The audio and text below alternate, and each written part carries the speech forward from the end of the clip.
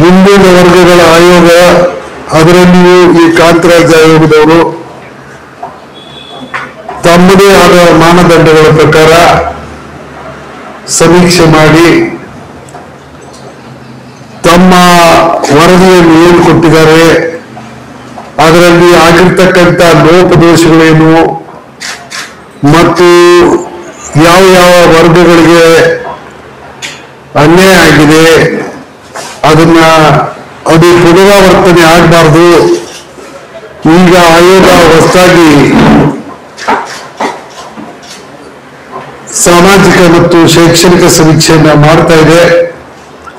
ಅದರಲ್ಲಿ ಈ ತಪ್ಪುಗಳು, ಈ ಅನ್ಯಾಯಗಳು ಆಗದಂತೆ ನೋಡಿಕೊಳ್ಳಬೇಕಂತೇಳಿ ನಾವು ಆಯೋಗಕ್ಕೆ ಮನವಿಯನ್ನ ಮಾಡ್ಕೊಳ್ತಾ ಇದ್ದೀವಿ. ಇದು ಒಂದೇ ಉದ್ದೇಶ.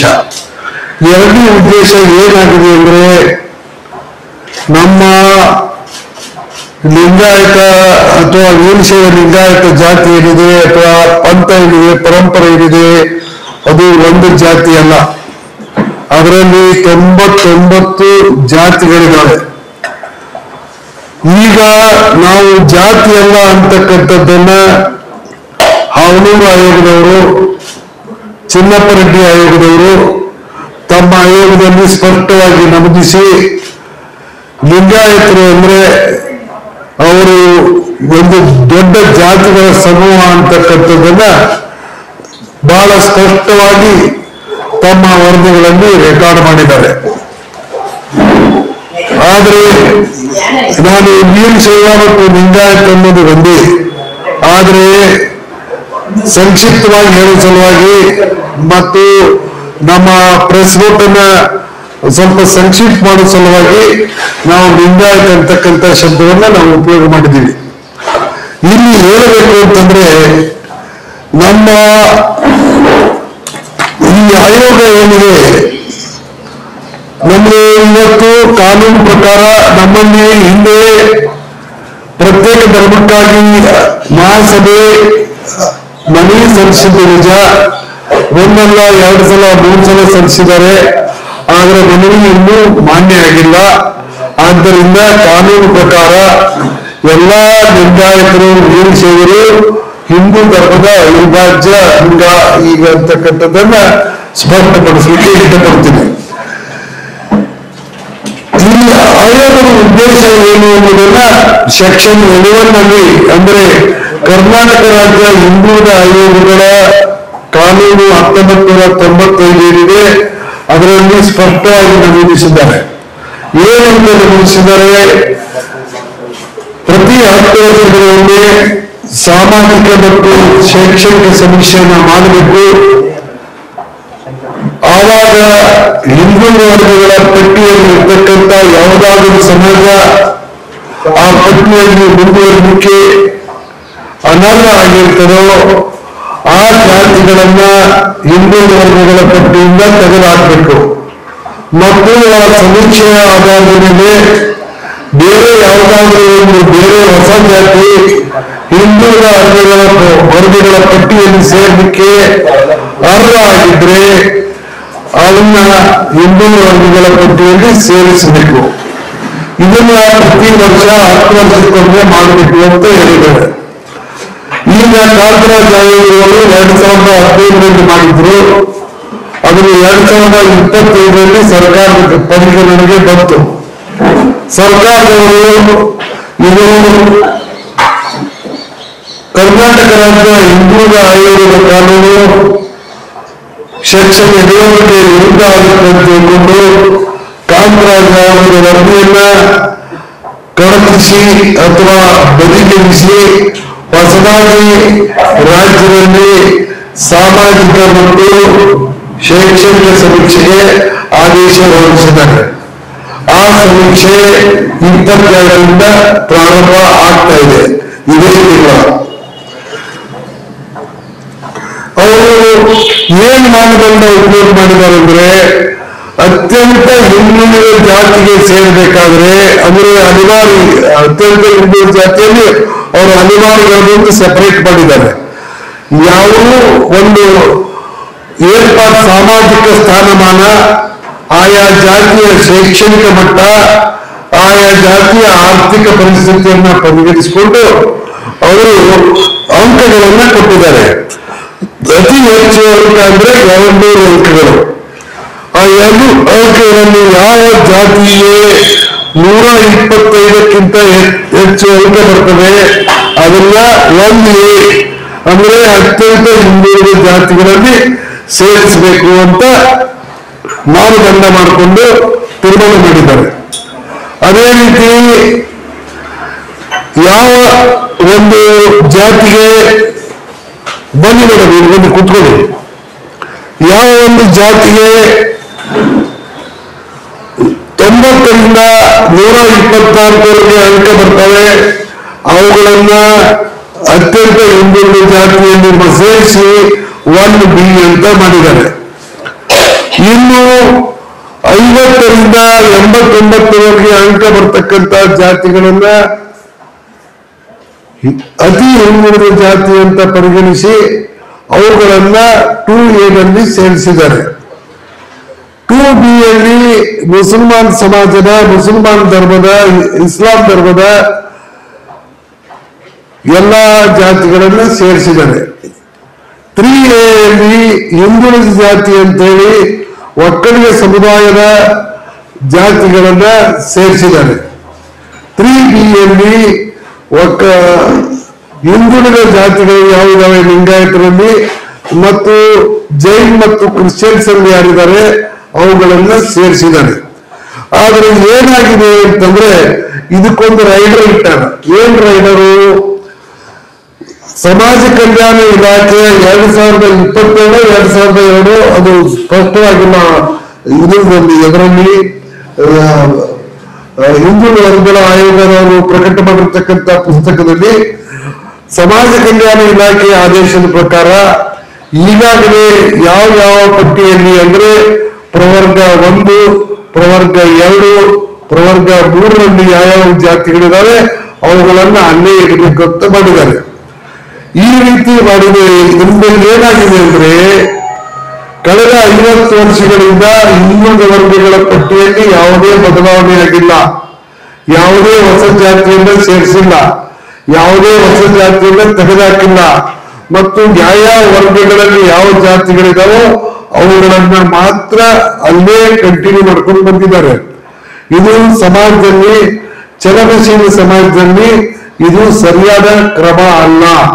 ಮತ್ತು ಸರ್ಕಾರದ ಆದೇಶ ಪ್ರಕಾರ ಪ್ರವರ್ಗ 1, ಪ್ರವರ್ಗ 2, ಪ್ರವರ್ಗ 3ರಲ್ಲಿ ಇರ್ತಕ್ಕಂಥ ಜಾತಿಗಳನ್ನ ಆಯಾ ಪ್ರವರ್ಗದಲ್ಲಿಯೇ ಮುಂದುವರಿಸಬೇಕಾಗಿದ್ರೆ ಮತ್ತೆ 265 ಕೋಟಿ ರೂಪಾಯಿ ಖರ್ಚು ಮಾಡಿ ಒಂದು ಸಾಮಾಜಿಕ ಶೈಕ್ಷಣಿಕ ಸಮೀಕ್ಷೆಯನ್ನು ನಡೆಸತಕ್ಕಂಥ ಅಗತ್ಯ ಇರಲಿಲ್ಲ ಅಂತಕ್ಕಂಥದ್ದು ನಮ್ಮ ಮಂಡನೆ. ಇನ್ನು ಲಿಂಗಾಯತ ಅಂದ್ರೆ ಬಸವಣ್ಣನವರ ಕಾಲಕ್ಕೆ ಏನು ಅಂದ್ರೆ ಬಸವಣ್ಣನವರ ಸಮಾನತೆಯ ತತ್ವವನ್ನು ಒಪ್ಪಿ ಹಿಂದೂ ಧರ್ಮದ 4 ವರ್ಗಗಳು ಅಂದರೆ ಬ್ರಾಹ್ಮಣ, ಕ್ಷತ್ರಿಯ, ವೈಶ್ಯ, ಶೂದ್ರ ಈ ಎಲ್ಲಾ ವರ್ಗಗಳಿಗೆ ಸೇರಿರ್ತಕ್ಕಂಥ ಜನ ಮತ್ತು ಜೈನ ಧರ್ಮಕ್ಕೆ ಸೇರಿರ್ತಕ್ಕಂಥ ಜನ ಲಿಂಗಾಯತ ಧರ್ಮವನ್ನ ಅಪ್ಪಿಕೊಂಡಿದ್ದಾರೆ. ಆ ರೀತಿ ಮುಂದುವರೆದುಕೊಂಡು ಬರ್ತಾ ಇದ್ದಾರೆ. ಇವತ್ತು ಸೌಲಭ್ಯಗಳಿಗೆ ಭಯಪಟ್ಟು ನಮಗೆ ಸೌಲಭ್ಯ ಸಿಗಲ್ಲ ಅಂತ ತಿಳ್ಕೊಂಡು ನಮ್ಮಲ್ಲಿ 2 ದೊಡ್ಡ ಸಮುದಾಯಗಳು ಇವತ್ತು ಯಾವ ತೀರ್ಮಾನಕ್ಕೆ ಬಂದಿದ್ದಾವೆ ಅಂದ್ರೆ ನಾವು ಯಾವ ಕಾರಣಕ್ಕೂ ವೀರಶೈವ ಅಥವಾ ಲಿಂಗಾಯತ ಬರೀಬಾರದು, ನಾವು ಹಿಂದೂ ಅಂತ ಬರೆದು ತಮ್ಮ ಜಾತಿಯನ್ನ ಮಾತ್ರ ಬರೀಬೇಕು ಅಂತಕ್ಕಂಥ ಆತಂಕಕ್ಕೆ ಒಳಗಾಗಿ ಆ ರೀತಿಯ ಒಂದು ತೀರ್ಮಾನಕ್ಕೆ ಬಂದಿದ್ದಾರೆ. ಇದಕ್ಕೆ ಕಾರಣ ಏನಂದ್ರೆ ಅವರ ಸಾಮಾಜಿಕ ಮತ್ತು ಶೈಕ್ಷಣಿಕ ಸ್ಥಿತಿಗತಿಗಳನ್ನ ಪರಿಗಣಿಸಿ ಅವರನ್ನ ಸೂಕ್ತ ವರ್ಗದಲ್ಲಿ ಸೇರಿಸಿಲ್ಲ ಇಲ್ಲಿಯವರೆಗೆ. ಇದರಿಂದಾಗಿ 50 ವರ್ಷಗಳಿಂದ ಅವರಿಗೆ ಶೈಕ್ಷಣಿಕವಾಗಿ ಮುಂದೆ ಬರಲಿಕ್ಕೆ, ಸಾಮಾಜಿಕವಾಗಿ ಮುಂದೆ ಬರಲಿಕ್ಕೆ ಬಹಳ ಅಂದ್ರೆ ಬಹಳ ತೊಂದರೆ ಆಗಿದೆ. ಅದು ಅಲ್ಲದೆ ಲಿಂಗಾಯತ ಗಾಲಿಗ, ಲಿಂಗಾಯತ ಹಟಗಾರ ಅಂದ್ರೆ ಅವ್ರಿಗೆ ಸರ್ಟಿಫಿಕೇಟ್ ತೆಗೆದುಕೊಳ್ಳಲಿಕ್ಕೆ ಹರಸಾಹಸ ಮಾಡತಕ್ಕಂತ ಒಂದು ಪರಿಸ್ಥಿತಿ ರಾಜ್ಯದಲ್ಲಿ ಕಳೆದ 50 ವರ್ಷಗಳಿಂದ ಇದೆ. ಇದರಿಂದಾಗಿ ಅವ್ರಿಗೆ ಏನ್ ತೀರ್ಮಾನಕ್ಕೆ ಬಂದಿದ್ದಾರೆ ಅಂದ್ರೆ, ನಾವು ಈ ಸಲ ಬರೀ ಹಿಂದೂ ಅಂತ ಬರೆದು ತಮ್ಮ ಜಾತಿ ಬರೀತಕ್ಕಂತ ಒಂದು ತೀರ್ಮಾನಕ್ಕೆ ಬಂದಿದ್ದಾರೆ. ಯಾಕಂದ್ರೆ ಅವ್ರ ಆರ್ಥಿಕವಾದ ಪರಿಸ್ಥಿತಿ ದಾರುಣ ಇದೆ ಮತ್ತು ಅವರು ತಮ್ಮ ಮಕ್ಕಳ ಶಿಕ್ಷಣದ ಬಗ್ಗೆ ಚಿಂತೆ ಮಾಡಬೇಕಾಗಿದೆ, ತಮ್ಮ ಮಕ್ಕಳಿಗೆ ಉದ್ಯೋಗ ಅವಕಾಶದ ಬಗ್ಗೆ ಚಿಂತೆ ಮಾಡಬೇಕಾಗಿದೆ. ಇದರಿಂದಾಗಿ ಇಂಥ ಪರಿಸ್ಥಿತಿ ಈ 2 ಪ್ರಮುಖ ಜನಾಂಗಗಳಿಗೆ ಬಂದಿದೆ. ಒಂದು ಗಾಡಿಗಳು ಸುಮಾರು 10 ಲಕ್ಷಕ್ಕಿಂತ ಹೆಚ್ಚಿದ್ದಾರೆ ರಾಜ್ಯದಲ್ಲಿ, ಮತ್ತು ಇನ್ನೊಂದು ನೇಕಾರ. ತಮಗೆಲ್ಲ ತಿಳಿದಿರ್ತಕ್ಕಂತೆ ಕೃಷಿಕರು ಅಂದ್ರೆ ರೈತರನ್ನ ಬಿಟ್ರೆ 2ನೇ ಅತಿ ದೊಡ್ಡ ಜನಾಂಗ ನೇಕಾರರು. ಅವರು ಬೇರೆ ಬೇರೆ ಹೆಸರುಗಳಿಂದ ಕರೆಯಲ್ಪಡ್ತಾರೆ. ಕರಿಜಾರು ಅಂತಾರೆ, ಬಿಳಿಜಾರು ಅಂತಾರೆ, ಬಿಳಿ ಮೃಗದವರು ಅಂತಾರೆ, ನೇಕಾರರು ಅಂತಾರೆ, ಬೇರೆ ಬೇರೆ ಹೆಸರುಗಳಿಂದ ಅವರನ್ನ ಕರೀತಾರೆ. ಅದು ಅವರನ್ನು ನಮ್ಮ ರಾಜ್ಯದಲ್ಲಿ ಕನಿಷ್ಠ 15 ಲಕ್ಷ ಜನ ಇದ್ದಾರೆ. ಅವರೆಲ್ಲರೂ ಸಹಿತ ಇವತ್ತು ಈ ಒಂದು ಸರಿಯಾದ ರೀತಿಯಲ್ಲಿ ಅವರ ವರ್ಗೀಕರಣ ಆಗದೆ ಇರುವುದರಿಂದ ತಮ್ಮ ಸಮಾಜದ ಭವಿಷ್ಯದ ಹಿತದೃಷ್ಟಿಯಿಂದ ಅವರು ಇವತ್ತು ಲಿಂಗಾಯತನೂ ಬೇಡ, ವೀರಶೈವನೂ ಬೇಡ, ನಿಮಗೆ ಹಿಂದೂ ಅಂತಂದ್ರೆ ಸಾಕು, ನಮಗೆ ಫೆಸಿಲಿಟಿ ಸಿಗ್ತದೆ ಅಂತಕ್ಕಂಥ ಮಟ್ಟಕ್ಕೆ ಅವರು ಬಂದಿದ್ದಾರೆ. ಇನ್ನೊಂದು ಹೇಳ್ಬೇಕಂದ್ರೆ, ಲಿಂಗಾಯತ ಪರಂಪರೆಯಲ್ಲಿ ಈ ಗಾಣಿಗೆ ಇರ್ಬೋದು, ನೇಕಾರ ಇರ್ಬೋದು, ಅವರಿಗಿಂತ ಹೆಚ್ಚು ನಿಷ್ಠಾವಂತ ಮತ್ತು ಲಿಂಗಾಯತ ಧರ್ಮ ಪರಂಪರೆಯ ಆಚಾರ ವಿಚಾರಗಳನ್ನ ಅನುಸರಿಸ್ತಾ ಇರ್ತಕ್ಕಂಥವ್ರು ಬೇರೆ ಯಾರು ಇಲ್ಲ. ಅವರ ಆಚಾರ ವಿಚಾರ ಎಲ್ಲ ಬೇರೆ ಲಿಂಗಾಯತರಿಗಿಂತಲೂ ಸಹಿತ ಕಟ್ಟುನಿಟ್ಟಾದ ಲಿಂಗಾಯತ ಒಂದು ಆಚಾರ ವಿಚಾರಗಳನ್ನ ಅವರು ಪಾಲಿಸಿಕೊಂಡು ಇವತ್ತಿನವರೆಗೆ ಬಂದಿದ್ದಾರೆ. ಈ ಒಂದು ಪರಿಸ್ಥಿತಿಯಲ್ಲಿ ಅವರಿಗೆ ನ್ಯಾಯವನ್ನು ಕೊಡಿಸ್ತಕ್ಕಂಥ ಕೆಲಸ ಹೊಸದಾಗಿ ಆಗಿರ್ತಕ್ಕಂಥ ಸಮೀಕ್ಷೆಯಾದರೂ ಆಗ್ಬೇಕು ಅನ್ನತಕ್ಕಂಥ ದೃಷ್ಟಿಯಿಂದ ಇವತ್ತು ನಾವು ಈ ಮನವಿಯನ್ನ ಹಿಂದೂ ವರ್ಗಗಳ ಆಯೋಗದ ಅಧ್ಯಕ್ಷರಿಗೆ, ಸರ್ಕಾರಕ್ಕೆ ಮತ್ತು ಸದಸ್ಯರಿಗೆ ಸಲ್ಲಿಸ್ತಾ ಇದ್ದೀವಿ. ಇನ್ನು ಇವರು ಆಯೋಗವೇ ತಾನೇ ನಿರ್ಧರಿಸಿದ ಮಾನದಂಡಗಳ ಪ್ರಕಾರ, ತಾನೇ ಮಾಡಿದ ಸಮೀಕ್ಷೆ ಪ್ರಕಾರ ನಮ್ಮ 3Bಯಲ್ಲಿ ಸೇರಿಸಲ್ಪಟ್ಟಂತ 4 ಜಾತಿಗಳು ಪ್ರವರ್ಗ 1A ಅಂದ್ರೆ ಅತ್ಯಂತ ಹಿಂದುಳಿದ ಜಾತಿಗಳಿಗೆ ಸೇರಬೇಕಾಗಿತ್ತು. ಆ ಒಂದು ಜಾತಿಗಳ ಪಟ್ಟಿಯನ್ನ ಅವರು ಕಾಂತರಾಜ್ ಆಯೋಗದವರು ಮಾಡಿರ್ತಕ್ಕಂಥ ಒಂದು ಸಮೀಕ್ಷೆ ಮತ್ತು ಅವರು ಪರಿಶೀಲನೆ ಮಾಡಿ ಅವರು ಕೊಟ್ಟಿರ್ತಕ್ಕಂಥ ಮೌಲ್ಯಾಂಕಗಳ ಪ್ರಕಾರ ಏನು ಕೊಟ್ಟಿದ್ದಾರೆ ಅಂತಕ್ಕಂಥದ್ದನ್ನ ನಾವು ಈ ಪತ್ರಿಕಾ ಪ್ರಕಟಣೆಯ ಅನುಬಂಧ ಎಲ್ಲಿ ಕೊಟ್ಟಿದ್ದೀವಿ. ತಾವು ನೋಡಬಹುದು. ಅವುಗಳಲ್ಲಿ ಉದಾಹರಣೆಗೆ ಹೇಳಬೇಕು ಅಂದ್ರೆ,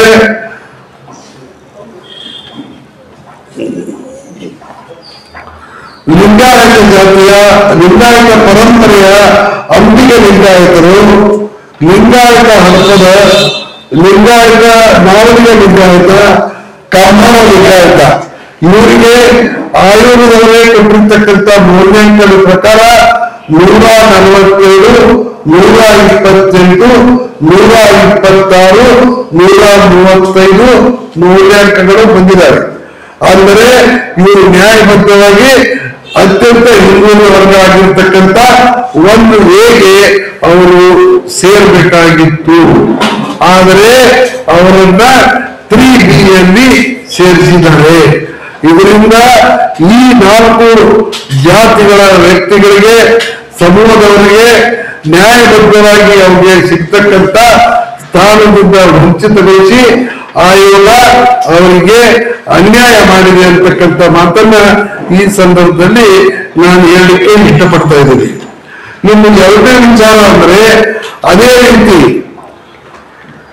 90ರಿಂದ 124 ಅಂಕಗಳನ್ನ ಆಯೋಗದ ಮಾನದಂಡಗಳ ಪ್ರಕಾರ ಆಯೋಗವೇ ನಡೆಸಿರ್ತಕ್ಕಂಥ ಒಂದು ಸಮೀಕ್ಷೆಯಲ್ಲಿ ಆಯೋಗ ಅವರಿಗೆ 90ರಿಂದ 124ರವರೆಗೆ ಮಾರ್ಕ್ಸ್ಗಳನ್ನ ಕೊಟ್ಟಿದೆ ಅಥವಾ ಮೌಲ್ಯಾಂಕಗಳನ್ನ ಕೊಟ್ಟಿದೆ. ಆದರೆ ಅವುಗಳನ್ನ ಅವರು 3B 3B ಅಂದ್ರೆ 3B ವರ್ಗ ಅಂದ್ರೆ ಏನಪ್ಪಾ ಅಂದ್ರೆ 20ರಿಂದ 49 ಮೌಲ್ಯಾಂಕ ಪಡೆದಿರ್ತಕ್ಕಂಥವು 3B ಬರ್ತಾವ. ಆದ್ರೆ ಇವರು 90ರಿಂದ 124 ಅಂಕಗಳನ್ನ ಪಡೆದಿದ್ರು ಸಹಿತ ಅವರನ್ನ ಏನ್ ಮಾಡಿದ್ದಾರೆ ಅಂದ್ರೆ 3Bಗೆ ಸೇರಿಸಿ ಅವ್ರಿಗೆ ನ್ಯಾಯಯುತವಾಗಿ ಸಿಗಬೇಕಾದಂತ ಸ್ಥಾನದಿಂದ ವಂಚನೆ ಮಾಡಿದ್ದಾರೆ ಮತ್ತು ಈ ಜನಾಂಗಗಳಿಗೆ ಅನ್ಯಾಯ ಮಾಡಿದ್ದಾರೆ. ಅವುಗಳಲ್ಲಿ ಮುಖ್ಯವಾಗಿರ್ತಕ್ಕಂಥವರು ಅಗಸ ಲಿಂಗಾಯತ, ಅವರಿಗೆ ಕೊಟ್ಟಿರ್ತಕ್ಕಂಥ ಮೌಲ್ಯಾಂಕ 95. ಮಣಿವಾಳ ಲಿಂಗಾಯತ ಅವರಿಗೆ ಕೊಟ್ಟಿರ್ತಕ್ಕಂಥದ್ದು 118. ಲಿಂಗಾಯತ ಕುಂಬಾರ ಅಂತಕ್ಕಂಥವ್ರಿಗೆ 120 ಮಾರ್ಕ್ಸ್ ಕೊಟ್ಟಿದ್ದಾರೆ, ಬಟ್ 3Bಗೆ ಸೇರಿಸಿದ್ದಾರೆ. ಅದೇ ರೀತಿ ಕ್ಷೌರಿಕ ಲಿಂಗಾಯತರಿಗೆ 113 ಮಾರ್ಕ್ಸ್ಗಳನ್ನು ಕೊಟ್ಟಿದ್ದಾರೆ, ಅವರನ್ನ 3Bಗೆ ಸೇರಿಸಿದ್ದಾರೆ. ಅವರನ್ನ ನ್ಯಾಯಬದ್ಧವಾಗಿ 1Aಗೆ ಸೇರಿಸಬೇಕಾಗಿತ್ತು. ಅದೇ ರೀತಿ ನಾವೇ ಲಿಂಗಾಯತ ಅವರಿಗೆ 107 ಮಾರ್ಕ್ಸ್ ಕೊಟ್ಟಿದ್ದಾರೆ, 107 ಮೌಲ್ಯಾಂಕಗಳನ್ನು ಕೊಟ್ಟಿದ್ದಾರೆ, ಆದ್ರೆ ಅವರನ್ನೂ ಸಹಿತ 3Bಗೆ ಸೇರಿಸಿದ್ದಾರೆ. ಲಿಂಗಾಯತ ಕುರುಬರಿಗೆ 111 ಮಾರ್ಕ್ಸ್ ಕೊಟ್ಟಿದ್ದಾರೆ, ಆದ್ರೆ ಅವರನ್ನ ನ್ಯಾಯಬದ್ಧವಾಗಿ 1Bಗೆ ಸೇರಿಸಬೇಕಾಗಿತ್ತು. ಅವರನ್ನ ಈಗ ಏನ್ ಮಾಡಿದ್ದಾರೆ ಅಂದ್ರೆ 3Bಗೆ ಸೇರಿಸಿದ್ದಾರೆ. ಇದು ತಪ್ಪು. ಎರಡನೇದಾಗಿ ಅದೇ ರೀತಿ ಅಡ್ಡಸಾಲಿ ಲಿಂಗಾಯತರು, ಮುಂದೆ ಲಿಂಗಾಯತ ಬಡಿಗರು, ಲಿಂಗಾಯತ ಉಪ್ಪಾರರು, ಆದಿ ಬಣಜಿಗ ಲಿಂಗಾಯತರು, ಮತ್ತೆ ಲಿಂಗಾಯತ ಹುಡುಗಾರರು, ಲಿಂಗಾಯತ ಕಂಸಾಲಿ, ಶಿವಸಮಯ ಸಾಲಿ ಮತ್ತು ಕಮ್ಮಡಿಗರು, ಬೋಗಿ ಲಿಂಗಾಯತರು, ಇವರಿಗೆಲ್ಲ ಏನ್ ಮಾಡಿದ್ದಾರೆ ಅಂದ್ರೆ 3Bಯಲ್ಲಿ ಸೇರಿಸಿದ್ದಾರೆ. ಇದರಿಂದ ಅವರಿಗೆ ಅನ್ಯಾಯ ಆಗಿದೆ, ಅವರಿಗೆ ವಂಚನೆ ಆಗಿದೆ. ನ್ಯಾಯಬದ್ಧವಾಗಿ ಅವರನ್ನ 1B ಪ್ರವರ್ಗಕ್ಕೆ ಸೇರಿಸಬೇಕಾಗಿತ್ತು. ಇದನ್ನ ಅದೇ ರೀತಿ ಇನ್ನೊಂದು ಏನಾಗಿದೆ ಅಂದ್ರೆ ಇನ್ನೂ 32 ಜಾತಿಗಳು ಅವರು 50ರಿಂದ 89ರವರೆಗೆ ಮೌಲ್ಯಾಂಕವನ್ನ ಕಾಂತರಾಜ್ ಆಯೋಗದವರು ಮಾಡಿರ್ತಕ್ಕಂಥ ಸಾಮಾಜಿಕ ಮತ್ತು ಶೈಕ್ಷಣಿಕ ಸಮಿತಿಯಲ್ಲಿ ಪಡೆದಿದ್ದಾರೆ. ಆದರೆ ಅವರನ್ನ 2Aಗೆ ಸೇರಿಸಬೇಕಾದದ್ದು ಬಿಟ್ಟು ನೀವು ಏನ್ ಮಾಡಿದ್ದಾರೆ ಅಂದ್ರೆ 3Aಗೆ ಸೇರಿಸಿದ್ದಾರೆ. ಇದು ತಪ್ಪು. ಇದರಿಂದ ಈ ಸಾಮಾಜಿಕ ಸಮೂಹಗಳು ಅಂದ್ರೆ ಜಾತಿಗಳಿಗೆ ಅನ್ಯಾಯ ಆಗಿದೆ. ಅವರು ನ್ಯಾಯಬದ್ಧವಾದಂತಹ ಸ್ಥಾನದಿಂದ ವಂಚಿತರಾಗಿದ್ದಾರೆ. ಅವರಲ್ಲಿ ನಾವು ಅವರ ಹೆಸರುಗಳನ್ನು ಹೇಳ್ಕೊತ ಹೋಗ್ತೀವಿ.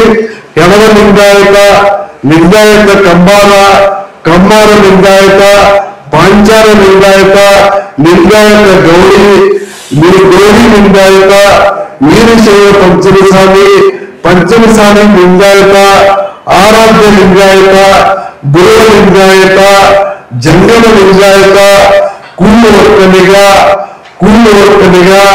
ಕುಡುವ ಒಕ್ಕಲಿಗ, ಕುಂಚಿಟಿಗ ಲಿಂಗಾಯತ, ನಾಡಗಂಡ ಲಿಂಗಾಯತ, ನಾಡಗೌಡ ಲಿಂಗಾಯತ, ಲಿಂಗಾಯತ ಬಡೇಶೆಟ್ರು, ಲಿಂಗಾಯತ ಗಾಣಿಗರು, ಲಿಂಗಾಯತ ಅಟಗಾರರು, ಲಿಂಗಾಯತ ಜಾಗರು, ಲಿಂಗಾಯತ ಜಂಗಮರು, ಲಿಂಗಾಯತ ಜೀವರು, ಲಿಂಗಾಯತ ನಾಲ್ಗಾರರು, ಲಿಂಗಾಯತ ನಾಯಿಗರು, ಲಿಂಗಾಯತ ಗೌಡ, ದುರಮ್ಮ ಲಿಂಗಾಯತ, ಶ್ರೀ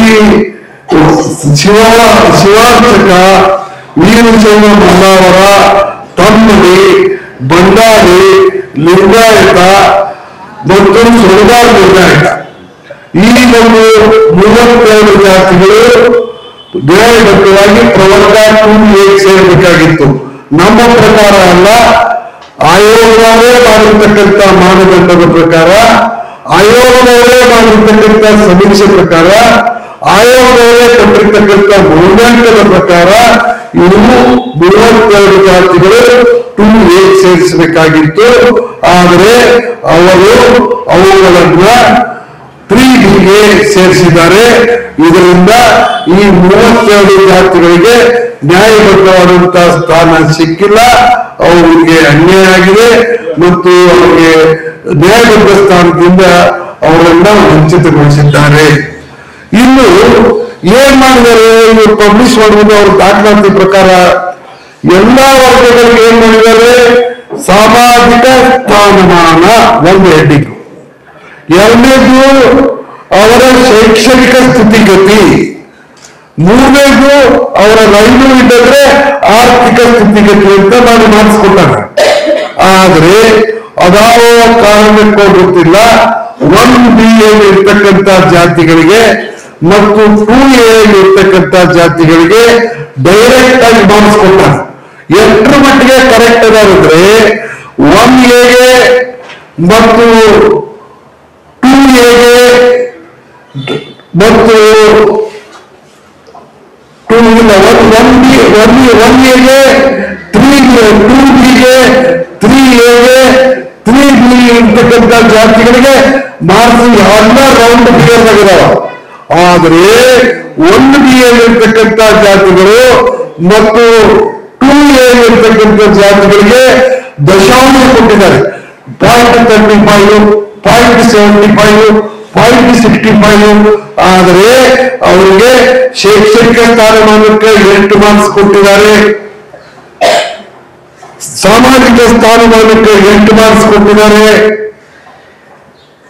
ಆರ್ಥಿಕ ಪರಿಸ್ಥಿತಿ ಅಥವಾ ರೈಲು ಪರಿಸ್ಥಿತಿಗೆ ಏನು ಕೊಟ್ಟಿದ್ದಾರೆ ಅದನ್ನು ಪಬ್ಲಿಕ್ ಮಾಡಿಲ್ಲ.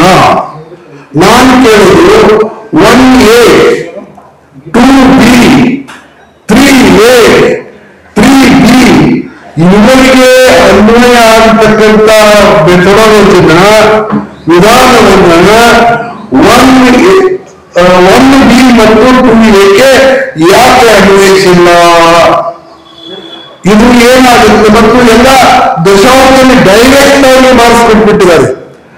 ಇದರಿಂದ ರಾಜ್ಯದ ಜನತೆ ಆಯೋಗ ಮೋಸ, ವಂಚನೆ ಮತ್ತು ಪಕ್ಷಪಾತ ಮಾಡ್ತಾ ಇದೆ ಅಂತ ತಿಳಿಯಲಿಕ್ಕೆ ಅವಕಾಶ ಕೊಟ್ಟಂತೆ ಆಗುತ್ತದೆ. ಒಂದು ನಿಮಿಷಪ್ಪ ಹೇಳ್ತೀನಿ, ಇಲ್ಲಿಂದ 2 ನಿಮಿಷ ಡಿಮಾಂಡ್ ಹೇಳ್ತೀನಿ, ಎಲ್ಲ ಹೇಳ್ತೀನಿ. ಇದೇ ರೀತಿಯ ಒಂದು 30 ಜಾತಿಗಳು ಏನು ಒಕ್ಕಲಿಗರ ಸಮೂಹದಲ್ಲಿದ್ದಾವೆ 3A ಅಲ್ಲಿ, ಅವುಗಳನ್ನು ಸಹಿತ ಡೌನ್ಗ್ರೇಡ್ ಮಾಡಿ ಇದು ಕೊಟ್ಟಿದ್ದಾರೆ.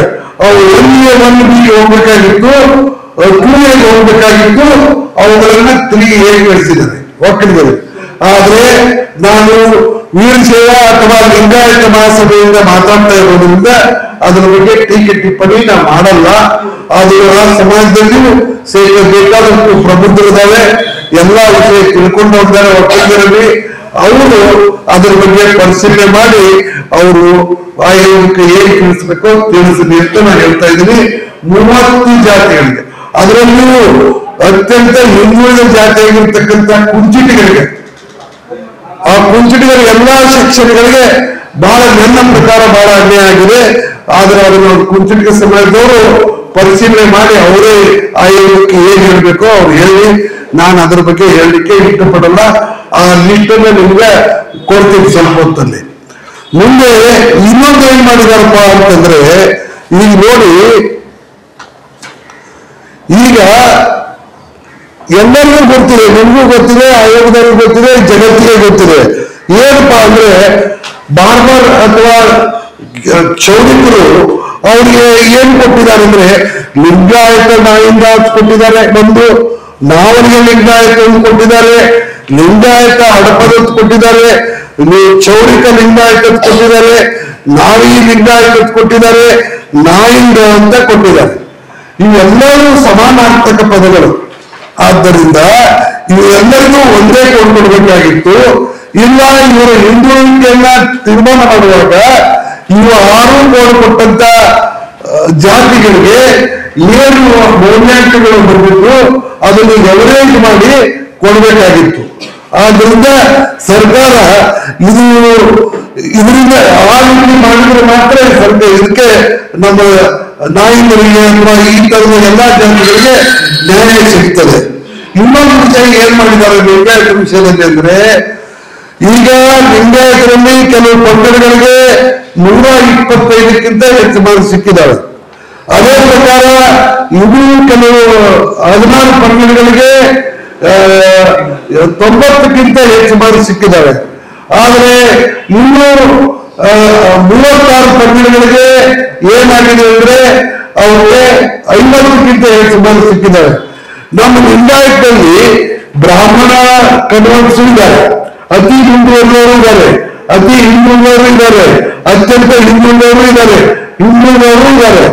ಇವ್ರು ಏನ್ ಮಾಡಿದ್ದಾರೆ ಅಂದ್ರೆ ಎಲ್ಲಾ ಲಿಂಗಾಯತರು, ಅತ್ಯಂತ ಮುಂದುವರೆದ ಲಿಂಗಾಯತರು, ಮುಂದುವರೆದ ಲಿಂಗಾಯತರು ಮತ್ತು ಹಿಂದುಳಿದ ಲಿಂಗಾಯತರು, ಅತಿ ಹಿಂದುಳಿದ ಲಿಂಗಾಯತರು, ಅತ್ಯಂತ ಹಿಂದುಳಿದ ಲಿಂಗಾಯತರು ಎಲ್ಲರನ್ನೂ ಬಾಕ್ಸ್ ಕೂಡಿಸಿ ಎವರೇಜ್ ನೋಡಿದ್ದಾರೆ.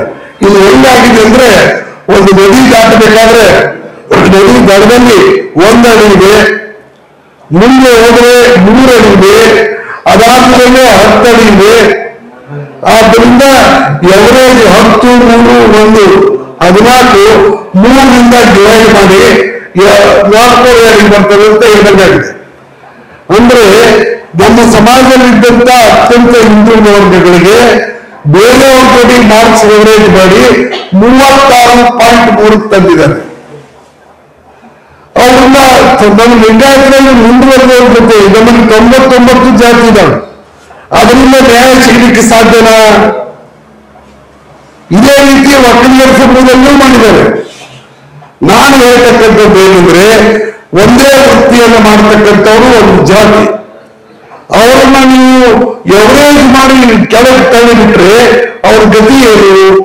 ಇದರಿಂದಾಗಿ ಇದೇ ಮೆಥಡಾಲಜಿಯಿಂದಾಗಿ ಕಳೆದ 50 ವರ್ಷಗಳಲ್ಲಿ ನಮ್ಮ ಸಮಾಜದ ಹಿಂದುಳಿದ, ಅತಿ ಹಿಂದುಳಿದ ಮತ್ತು ಅತ್ಯಂತ ಹಿಂದುಳಿದವರಿಗೆ ಗಡಿಗೋರ ಅನ್ಯಾಯ ಆಗಿ ಅವರು ಇವತ್ತು ಲಿಂಗಾಯತ ಅಂತ ಬಳಸಲಿಕ್ಕೆ ಅವರು ಹೋಗ್ತಾ ಇಲ್ಲ. ಅದರಿಂದಾಗಿ ನಮ್ಮ ಪಾಪ್ಯುಲೇಷನ್ ಸಹಿತ ಭಾರಿ ಕಡಿಮೆ ಆಗಿದೆ. ಅವರ ಆಚಾರ, ವಿಚಾರ, ನೀತಿ, ರೀತಿ ಲಿಂಗಾಯತರಿಂದಲೂ ಇದೆ. ಆ ಲಿಂಗಾಯತರಾಗೆ ಬದುಕ್ತಾ ಇದ್ದಾರೆ, ಆದರ್ಶ ಲಿಂಗಾಯತರಾಗೆ ಬದುಕ್ತಾ ಇದ್ದಾರೆ. ಆದ್ರೆ ಸರ್ಕಾರದ ಸೌಲಭ್ಯಗಳಿಂದ ಎಲ್ಲಿ ವಂಚಿತರಾಗ್ತೀವೋ ಅಂತೇಳಿ ಅವರೆಲ್ಲ ಏನ್ ಮಾಡಿದ್ದಾರೆ ಅಂದ್ರೆ, ಹಿಂದೂ ನಾವಿ, ಹಿಂದೂ ಹಟಗಾರ್, ಹಿಂದೂ ಗಾಲಿಗ, ಹಿಂದೂ ಸಾಗರ್, ಹಿಂದೂ ನೊಣಬ ಅಂತ ಬರೆಸುವ ಪರಿಸ್ಥಿತಿಗೆ ಇವತ್ತು ಸರ್ಕಾರದ ನೀತಿ ನಿಯಮಗಳು ಬಂದಿದ್ದಾವೆ. ನಾನು ಇವತ್ತಿನ ಸರ್ಕಾರವನ್ನು ನಾನು ಬ್ಲೇಮ್ ಮಾಡ್ತಾ ಇಲ್ಲ, ಅಥವಾ ಈ 50 ವರ್ಷಗಳಲ್ಲಿ ಆಗಿರ್ತಕ್ಕಂಥ ಎಲ್ಲಾ ಸರ್ಕಾರಗಳು ಇದಕ್ಕೆ ಜವಾಬ್ದಾರಿ ಅಂತ ಖಂಡಿತವಾಗಿ ನಿಷ್ಠುರವಾಗಿ ಸ್ಪಷ್ಟವಾಗಿ ನಾನು ಹೇಳ್ತಾ ಇದ್ದೀನಿ. ಮತ್ತು ನಮ್ಮ ಸಮಾಜದ ನಾಯಕತ್ವದ್ದು ತಪ್ಪಿದೆ. ಇದನ್ನು ವಿವರವಾಗಿ ಪರಿಶೀಲನೆ ಮಾಡಿ ನಮ್ಮ ಸಮಾಜದ ಹಿಂದುಳಿದ ವರ್ಗಗಳಿಗೆ ನ್ಯಾಯ ಕೊಡ್ತಕ್ಕಂಥ ಕೆಲಸವನ್ನ ಅವರು ಮಾಡಿಲ್ಲ ಅಂತ ನಾನು ಸ್ಪಷ್ಟವಾಗಿ ಹೇಳ್ತೀನಿ. ಇದರಿಂದಾಗಿ ನಮ್ಮ ಸಮಾಜದ ಹಿಂದುಳಿದ ವರ್ಗಗಳಿಗೆ, ಅತಿ ಹಿಂದುಳಿದ ವರ್ಗಗಳಿಗೆ ಮತ್ತು ಅತ್ಯಂತ ಹಿಂದುಳಿದ ವರ್ಗಗಳಿಗೆ 50 ವರ್ಷಗಳಲ್ಲಿ ಗಡಿಗೋರ ಅನ್ಯಾಯ ಆಗಿದೆ. ಇನ್ನು ಸಮಾನಾರ್ಥಕವಾದಂತಹ ಕೋಡ್ಗಳನ್ನು ಕೊಡುವ ಒಂದು ವಿಚಾರ ಆಯ್ತು. ಈಗ ನಮ್ಗೆಲ್ಲರಿಗೂ ಗೊತ್ತಾಗುತ್ತೆ, ನೇಕಾರ ವೃತ್ತಿ ಮಾಡತಕ್ಕಂಥವ್ರು ಕೃಷಿಕರನ್ನ ಬಿಟ್ರೆ ರಾಜ್ಯದಲ್ಲಿ ಅತಿ ದೊಡ್ಡ ಸಮೂಹ ಅಂದ್ರೆ ನೇಕಾರರು, ಬಟ್ಟೆ ತಯಾರು ಮಾಡತಕ್ಕಂಥವ್ರು. ಅವರಲ್ಲಿ ಲಿಂಗಾಯತ ಬೆಳಿಜಾರರು ಅಂತಿದ್ದಾರೆ. ಅವರಿಗೆ ಸಾಮಾಜಿಕ ಸ್ಥಾನಮಾನಕ್ಕೆ 13 ಮಾರ್ಕ್ಸ್ ಕೊಟ್ಟಿದ್ದಾರೆ. ಲಿಂಗಾಯತ ಬಿಳಿ ಹಗ್ಗ ಅಂತಿದ್ದಾರೆ. ಅವರಿಗೆ ಸಾಮಾಜಿಕ ಸ್ಥಾನಮಾನಕ್ಕೆ ಅವ್ರು ಕೊಟ್ಟಿರ್ತಕ್ಕಂಥ ಮಾರ್ಕ್ಸ್ ಬರೀ 1. ಅದೇ ರೀತಿ ಲಿಂಗಾಯತ ಅಟಗಾರತ್ತಿದ್ದಾರೆ. ಅವರಿಗೆ ಸಾಮಾಜಿಕ ಸ್ಥಾನಮಾನಕ್ಕೆ ಕೊಟ್ಟಿರ್ತಕ್ಕಂಥ ಅಂಕಗಳು 42. ಲಿಂಗಾಯತ ನೇಕಾರ ಅಂತಿದ್ದಾರೆ. ಅವರಿಗೆ 10 ಮಾರ್ಕ್ಸ್ಗಳನ್ನು ಕೊಟ್ಟಿದ್ದಾರೆ. ಅದೇ ಪ್ರಕಾರ ಸಾಮಾಜಿಕ ಸ್ಥಾನಮಾನಕ್ಕೆ ಲಿಂಗಾಯತ ಜಾಡರು ಅಂದುಕೊಂಡೇ 40 ಮಾರ್ಕ್ಸ್ ಕೊಟ್ಟಿದ್ದಾರೆ.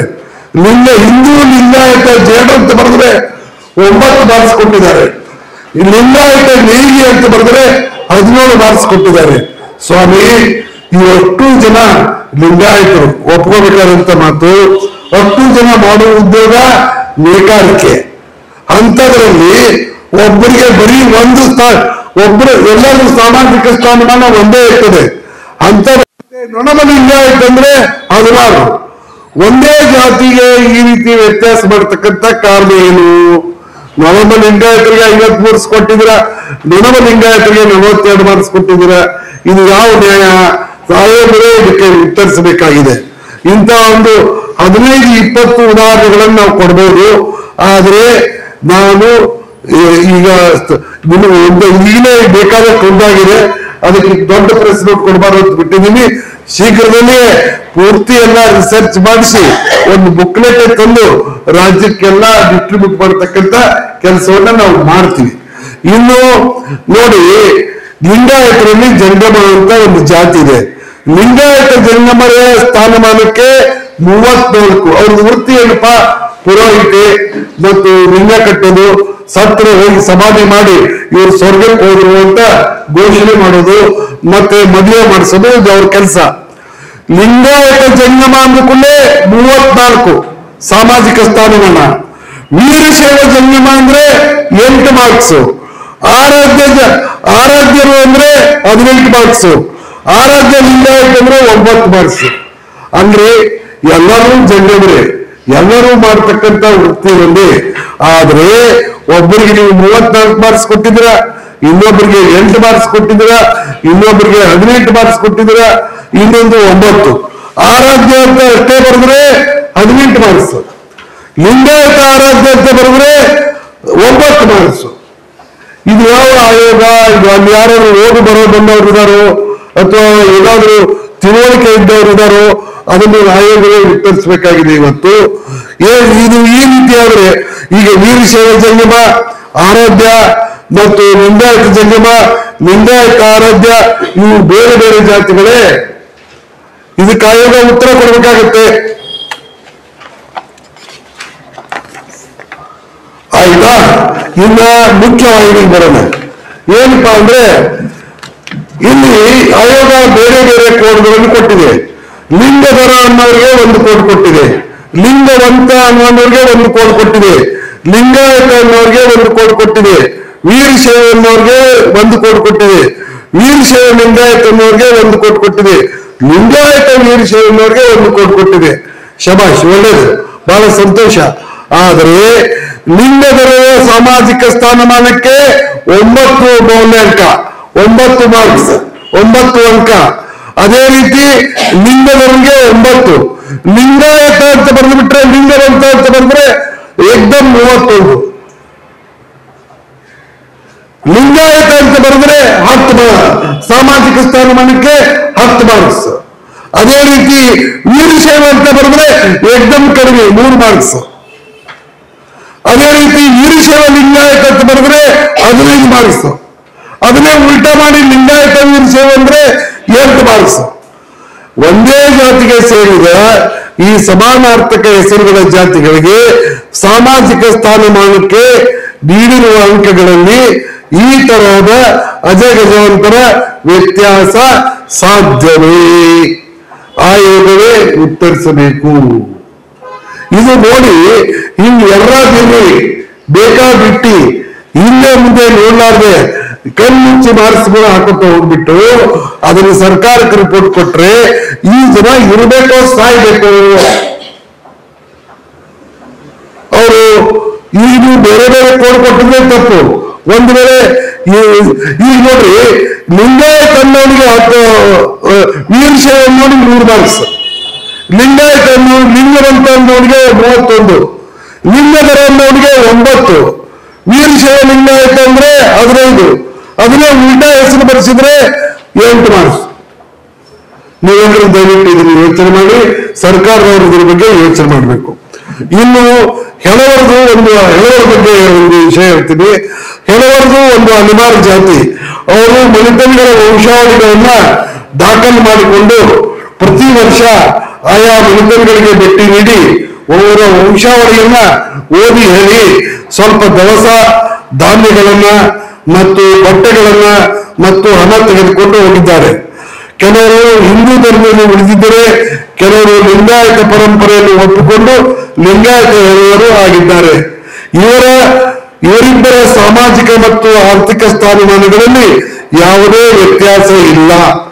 ಆದರೆ ಉಲ್ಲೇಖಿತ ವರದಿಯಲ್ಲಿ ಕೋಡ್ A439 ನಲ್ಲಿ ಕೆಲವರಿಗೆ ಸಾಮಾಜಿಕ ಸ್ಥಾನಮಾನ 75 ಮಾರ್ಕ್ಸ್, ಅದೇ ರೀತಿ ಶೈಕ್ಷಣಿಕ ಸ್ಥಿತಿಗತಿ 54 ಮಾರ್ಕ್ಸ್, ಅದೇ ರೀತಿ ಆರ್ಥಿಕ ಪರಿಸ್ಥಿತಿ 28, ಒಟ್ಟು ಅವರಿಗೆ 157 ಮಾರ್ಕ್ಸ್ ಕೊಟ್ಟಿದ್ದಾನೆ 200ಕ್ಕೆ, ಮತ್ತು ಅವರನ್ನ 1 ಸೇರಿಸಿದ್ದಾರೆ. ಅದೇ ಲಿಂಗಾಯತವರಿಗೆ ಸಾಮಾಜಿಕ ಸ್ಥಾನಮಾನಕ್ಕೆ ಏಕದಮ್ 20% ತಂದಿದ್ದಾರೆ, 15 ಮಾರ್ಕ್ಸ್ ಕೊಟ್ಟಿದ್ದಾರೆ ಬರೀ.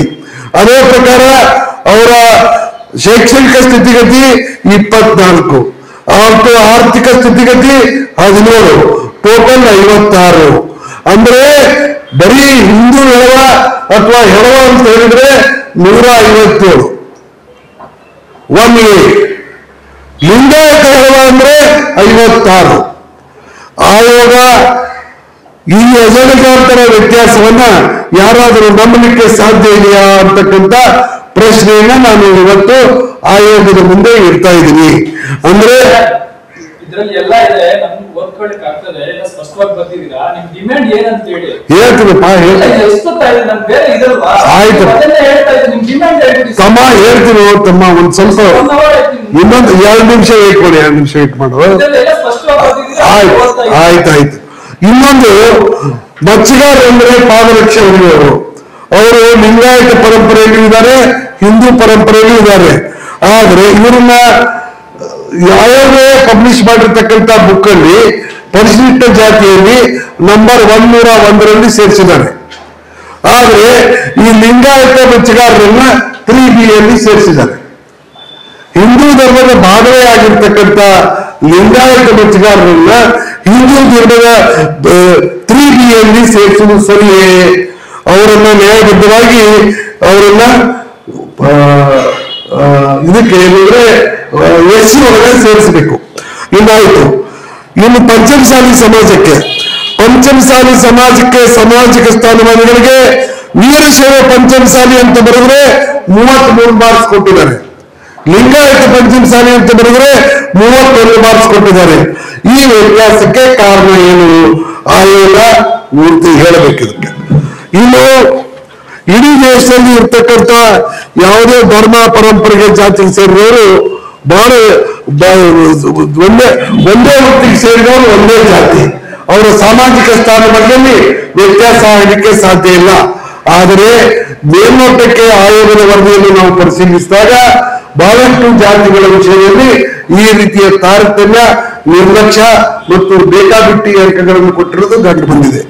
ಎಲ್ಲಕ್ಕಿಂತ ಮಹತ್ವದ್ದು ಏನಂದ್ರೆ 1B 2A ಅಲ್ಲಿ ಸೇರಿಸ್ತಕ್ಕಂಥವರಿಗೆ ಸಾಮಾಜಿಕ ಸ್ಥಾನಮಾನ, ಶೈಕ್ಷಣಿಕ ಸ್ಥಿತಿಗತಿ, ಆರ್ಥಿಕ ಸ್ಥಿತಿಗತಿ, ಈ 3 ಹೆಡಿಂಗ್ ನಲ್ಲಿ ಯಾಕೆ ನೀವು ಅಂಕಗಳನ್ನ ಬಹಿರಂಗಗೊಳಿಸಿಲ್ಲ? ಈಗ 1A ಒಂದು ಪದ್ಧತಿ, ಒಂದು ವಿಧಾನ, 2B ಒಂದು ಪದ್ಧತಿ, 3A ಒಂದು ಪದ್ಧತಿ, 1A 2B ಮತ್ತು 3A 3B ಒಂದು ಪದ್ಧತಿಯನ್ನು ಮಾಡಿದ್ರೆ ಇದಕ್ಕೆ ಈ 1B ಮತ್ತು 3A ಇರ್ತಕ್ಕಂಥ ಜಾತಿಗಳಿಗೆ ಯಾಕೆ ಅದೇ ವಿಧಾನವನ್ನ ನೀವು ಅನ್ವಯಿಸಿಲ್ಲ ಅಂತಕ್ಕಂಥದ್ದು ನಮಗೆ ಬಹಳ ಮಹತ್ತರವಾದಂತ ಒಂದು ಪ್ರಶ್ನೆ. ನಾವು ಈಗ ಮಾಡ್ತಾ ಇರೋದು ಸರ್ಕಾರ ಈಗ ಕಾಂತರಾಜ್ ಆಯೋಗ ಗೌಣ ಆಗಿದೆ, ನಮಗೂ ಗೊತ್ತಿದೆ. ಆದ್ರೆ ನಾವು ಏನು ಹೇಳ್ತಾ ಇದ್ವಿ ಅಂತಂದ್ರೆ 50 ವರ್ಷಗಳಿಂದ 1975ರಿಂದ ಆಗಿರ್ತಕ್ಕಂಥ ತಪ್ಪನ್ನ ದಯವಿಟ್ಟು ಈಗ ಹೊಸದಾಗಿ ನಡೆಸ್ತಕ್ಕಂಥ ಸಮೀಕ್ಷೆಯಲ್ಲಿ ಮಾಡಬೇಡಿ ಅಂತ ನಾವು ವಿನಮ್ರವಾಗಿ ರಾಜ್ಯ ಹಿಂದೂ ಆಯೋಗಕ್ಕೆ ಮನವಿ ಮಾಡ್ಕೊಳ್ತಾ ಇದ್ದೀವಿ. ಇದು ಒಂದನೇದು. ಎರಡನೇದು, ಬರೀ ನಮಗಷ್ಟೇ ಅನ್ಯಾಯ ಆಗಿಲ್ಲ, ಲಿಂಗಾಯತ ಪರಂಪರೆಯ ಜಾತಿಗಳಿಗೆ ಮಾತ್ರ ಅನ್ಯಾಯ ಆಗಿಲ್ಲ, ಒಕ್ಕಲಿಗರಿಗೂ ಆಗಿದೆ. ಅವರಲ್ಲಿ 30 ಜಾತಿಗಳನ್ನ ಡೌನ್ಗ್ರೇಡ್ ಮಾಡಿಬಿಟ್ರು. ಆದ್ದರಿಂದ ನಾನು ಹೇಳ್ತಕ್ಕಂಥದ್ದು ಆಯೋಗಕ್ಕೆ ನಮ್ದು ಎರಡನೇ ಮನವಿ ಏನಪ್ಪಾ ಅಂದ್ರೆ, ದಯವಿಟ್ಟು ನೀವು ಸಾಮಾಜಿಕ ಸ್ಥಾನಮಾನ ಮತ್ತು ಇದಕ್ಕೆ ಏನು ಶೈಕ್ಷಣಿಕ ಸ್ಥಿತಿಗತಿ ಮತ್ತು ಆರ್ಥಿಕ ಸ್ಥಿತಿಗತಿಗಳಿಗೆ ಕೊಟ್ಟಿರ್ತಕ್ಕಂಥ ಮಾರ್ಕ್ಸ್ಗಳನ್ನ ಪ್ರತಿ ಕಮ್ಯುನಿಟಿಗೆ ನೀವು ಪ್ರಿಂಟ್ ಮಾಡಿ ಬಹಿರಂಗ ಮಾಡಿದರೆ ಪ್ರತಿಯೊಂದು ಜಾತಿಯ ಯಜಮಾನರು ಪರಿಶೀಲನೆ ಮಾಡಿ ಅದು ಸರಿ ಇದೆಯೋ ಇಲ್ಲೋ ಅಂತೇಳಿ ಆಯೋಗಕ್ಕೆ ಸೂಕ್ತ ಮನವಿಯನ್ನ ಸೂಕ್ತ ವರದಿಯನ್ನ ಕೊಡ್ಲಿಕ್ಕೆ ಅನುಕೂಲ ಆಗುತ್ತೆ. ನಮ್ದು ಎರಡೇ ಮನವಿ ಇದಾವೆ. ಮೊದಲನೇದಾಗಿ ಒಂದು ಏನಪ್ಪಾ ಅಂದ್ರೆ ಈ ಕಾಂತರಾಜ್ ಆಯೋಗದಲ್ಲಿ ಹಿಂದಿನ ಆಯೋಗಗಳಲ್ಲಿ ಆಗಿರ್ತಕ್ಕಂಥ ತಪ್ಪು ಮತ್ತೊಮ್ಮೆ ಆಗಬಾರದು. ಅದ್ರ ಬಗ್ಗೆ ಈ ಹೊಸ ಸಮೀಕ್ಷೆ ವರದಿ ಕೊಡುವಾಗ ಆಯೋಗ ಜಾಗ್ರತೆ ವಹಿಸಬೇಕು. ಅದು ನಮ್ಮ ರಿಕ್ವೆಸ್ಟ್. ಆ ರೀತಿಯ ತಪ್ಪುಗಳ ಪುನರಾವರ್ತನೆ ಆಗದಂತೆ ನೋಡಿಕೊಳ್ಳಬೇಕು. ಇದು ಒಂದೇದು. ಎರಡನೇದು ಏನಪ್ಪಾ ಅಂದ್ರೆ ಕಾಂತರಾಜ್ ಆಯೋಗದವರು ಏನು ವರದಿ ಕೊಟ್ಟಿದ್ದಾರೆ ಅದನ್ನ ದಯವಿಟ್ಟು ದತ್ತಾಂಶದಲ್ಲಿ ನೀವು ಎಲ್ಲ ಬೇಡ ಎಲ್ಲ ಸಮಾಜಗಳಿಗೆ ಯಾವ ರೀತಿ ಸಾಮಾಜಿಕ ಸ್ಥಾನಮಾನಗಳಿಗೆ ಏನು ಅಂಕ ಕೊಟ್ಟಿದ್ದೀರಿ, ಪ್ರತಿ ಕೋಡ್ನಲ್ಲಿ ಇರ್ತಕ್ಕಂಥ ಜಾತಿಗೆ ಶೈಕ್ಷಣಿಕ ಸ್ಥಿತಿಗತಿಗಳಿಗೆ ಏನು ಕೋಡ್ ಕೊಟ್ಟಿದ್ದೀರಿ, ಅಲ್ಲಿ ಏನು ಮೌಲ್ಯಗಳನ್ನು ಅಂಕಗಳನ್ನು ಕೊಟ್ಟಿದ್ದೀರಿ, ಆರ್ಥಿಕ ಪರಿಸ್ಥಿತಿಗೆ ಕೊಟ್ಟಿದ್ದೀರಿ ಬಹಿರಂಗ ಮಾಡಿ. ಮೂರನೇ ಮನವಿ ಅಂದ್ರೆ 1B ಮತ್ತು 2A ನೀವು ಈ 3 ಅಂಕಗಳನ್ನು ಯಾಕೆ ಕೊಟ್ಟಿಲ್ಲ? 1A ಕೊಟ್ಟಿದ್ದೀರಾ, 2B ಕೊಟ್ಟಿದ್ದೀರಾ, 3A ಕೊಟ್ಟಿದ್ದೀರಾ, 3B ಇರ್ತಕ್ಕಂಥ ಎಲ್ಲಾ ಸಾವಿರಾರು ಜಾತಿಗಳಿಗೆ ಕೊಟ್ಟಿದ್ದೀರಾ. ಆದ್ರೆ 1B ಇರ್ತಕ್ಕಂಥವ್ರು ಯಾಕೆ ಕೊಟ್ಟಿಲ್ಲ? ಮತ್ತು 3B 2A ಇರೋರು ಯಾಕೆ ಕೊಟ್ಟಿಲ್ಲ? ಡೈರೆಕ್ಟ್ ಅವ್ರಿಗೆ ಮಾರ್ಕ್ಸ್ ಕೊಟ್ಟಿದ್ದಾರೆ, ಉಳಿದವರೆಲ್ಲ ಸ್ಪ್ಲಿಟ್ ಮಾಡಿಕೊಟ್ಟಿದ್ದಾರೆ. ಇದು ಯಾವುದು ರಾಜ್ಯದ ರಹಸ್ಯ? ಇದನ್ನ ಈ ರೀತಿ ಮಾಡಿದ್ರೆ ಜನ ಏನ್ ತಿಳ್ಕೋಬೇಕು? ಜನ ಏನ್ ತಿಳ್ಕೊಳ್ಳೋಕೆ ಅವಕಾಶ ಆಗುತ್ತಂದ್ರೆ ಆಯೋಗದವರು ಫ್ರಾಡು, ಆಯೋಗದವರು ಮೋಸ, ಆಯೋಗದವರು ವಂಚನೆ, ಆಯೋಗದವರು ಪಕ್ಷಪಾತನ ಮಾಡ್ತಿರ್ತಾರೆ. ಎಲ್ಲರೂ ಮನುಷ್ಯರೇ. 1 ಇಯರಲ್ಲಿ ಇರ್ತಕ್ಕಂಥ ಸುಮಾರು 52 ಜಾತಿಗಳು ಮನುಷ್ಯರೇ, ಅವರು ರಾಜ್ಯದ ಪ್ರಜೆಗಳು. ಅದೇ ರೀತಿ 2B ಇರ್ತಕ್ಕಂಥ 75 ಲಕ್ಷ ಇರ್ತಕ್ಕಂಥ ಮುಸಲ್ಮಾನರು ಈ ರಾಜ್ಯದ ಪ್ರಜೆಗಳು. ಅದೇ ರೀತಿ ಒಕ್ಕಲಿಗ ಸಮುದಾಯದವರು ಏನಿದ್ದಾರೆ 2ನಲ್ಲಿ ಅವರು ರಾಜ್ಯದ ಪ್ರಜೆಗಳು. ಅದೇ ಪ್ರಕಾರ 3 ಇರ್ತಕ್ಕಂಥ ಲಿಂಗಾಯತ, ಕ್ರಿಶ್ಚಿಯನ್ ಮತ್ತು ಜೈನ್ ಸಮುದಾಯದವರು ರಾಜ್ಯದ ಪ್ರಜೆಗಳು. ಅವ್ರಿಗೆ ಒಂದು ವಿಧಾನ ಅಡಾಪ್ಟ್ ಮಾಡಿದ್ರ.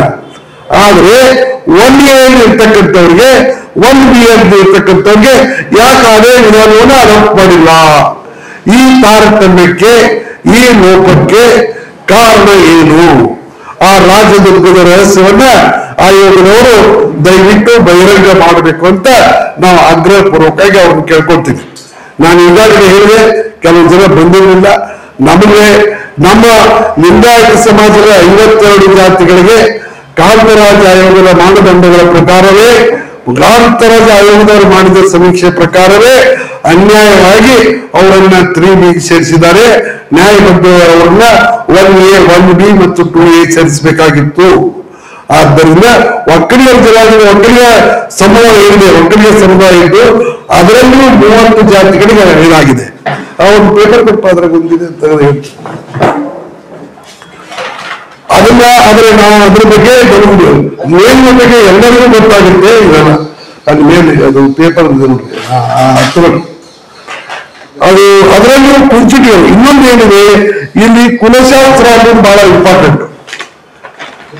ಈಗ ಕುಂಚಿಟಿಗಳಲ್ಲಿ ನೋಡಿ, ಉತ್ಪಾದ ಬಂದಿದ್ದೆನವ್ರಿಗೆ 148 ಮಾರ್ಕ್ಸ್ ಸಿಕ್ಕರು 20 ಎವರೇಜ್ ಮಾಡಿ 20ರಿಂದ 49 ತಂದು ಹಾಕಿದ್ದಾರೆ.